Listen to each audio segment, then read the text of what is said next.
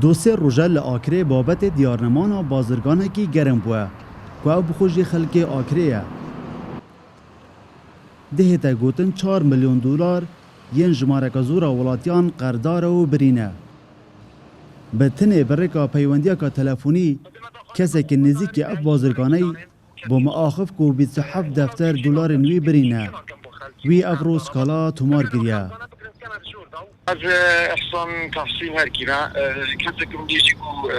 نزیر او کسی پارخاری من معامله قال كريم الوصول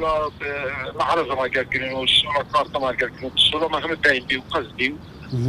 چند ساله که شو 4 ساله که ما شو قال كريم او خلکه همو طالان كده او قضیه از دیگه که اون کسا اگه تشکا شهر بالکن 27 دفتر يدمنه بله اجرا من دولت حکومتی او دادگاه حاکمان لگوری زانیاریان لروجن به دافس کالایه ده زیدتر بن هذاك جهية يعني افضل يوم الشبوي قایم آکرت بیجید پشتی اف بابت هاتیه بحث کرن دنوکه داست کالاگ لبنگه پولیسین آکری هاتیه تومار کرن و او ده چاوره بریارا دادگه بن مدیف چون که فعلا دیار بو کشک و سیاحات یاریدان که مبلغی که مزنش حولاتیه که و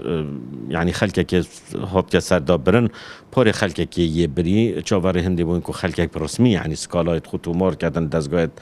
پولیس و دادگاهه حتی دویجی هیچ سکالا نه بونه تومار کردن لی افرو که ایکل حولاتیا یعنی پیش مدیف چون بابتی که فعلا ایکل حولاتیا سکالای تومار کردن سر وینا بری اوه کو پارت خلکه که بری زوربه او 4 میلیون دلار کو هاتینه برن ین کزو کارن وی بازرگانینه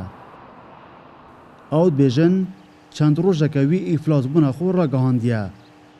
و اف کاره لپیشانگن ترومپیلان لآکره چند سال هاتیه کرن. دلبرین غازی کرسات نیوز آکره